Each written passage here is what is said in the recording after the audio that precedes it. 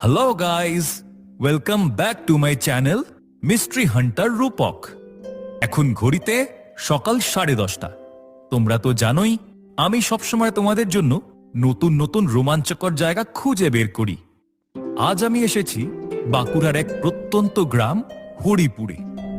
এখানের একটা জঙ্গল নিয়ে নাকি অদ্ভুত সব গল্প প্রচলিত, আর আজ আমি যাচ্ছি এমনই এক ভয়ঙ্কর রহস্যের উদ্ঘাটন করতে। কিন্তু তোমাদের রূপক কি ভয় পায়? একদম না। চলো দেখা যাক হরিপুরের এই রহস্যময় রহস্যের পিছনে আসল মিস্ট্রি কি।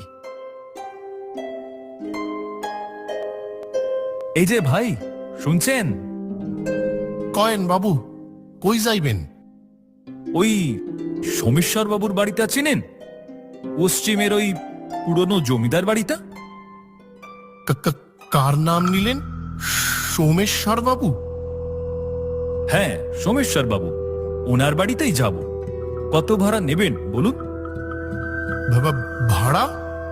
বাবু, আপনি কি এই গায়ে নতুন? হ্যাঁ, আজই তো বাস থেকে নামলাম।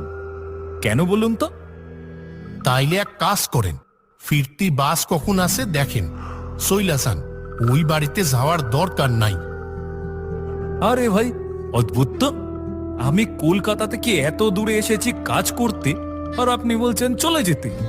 আমি ওনাকে চিনি, ওনার চিঠি পেয়ে এসেছি। আপনি যাবেন কিনা বলুন, ডবল ভাড়া দেব। ডবল কেন? 10 গুণ দিলেও সনাতন কিছুতেই ওই মুখ হবে না। সোমেশ্বর তটের নাম মুখে আনলে রাইতে ঘুম হয় না বাবু। ওই জঙ্গল, ওই বাড়ি, সব সব কিছু অভিশপ্ত।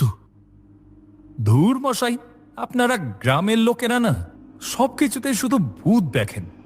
ঠিক আছে, রিক্সা লাগবে না, আমি হেঁটেই চলে যাব। রাস্তাটা কোন দিকে শুধু সেটা বলুন। ও, ওই যে পথটা দেখছেন, ওইটা ধইরা সোজা জঙ্গলের দিকে চলে যান। তবে বাবু, একটা কথা কই, আবার কি? দিনের আলো থাকতে থাকতেই যা করার করেন। ওই জঙ্গলে রাইতের বেলা মানুষ থাকে না, অন্য কিছু থাকে। অন্য কিছু? বাঘ ভাল্লুক? না বাবু, জানোয়ারের দয়া মায়া থাকে, অগুর নাই।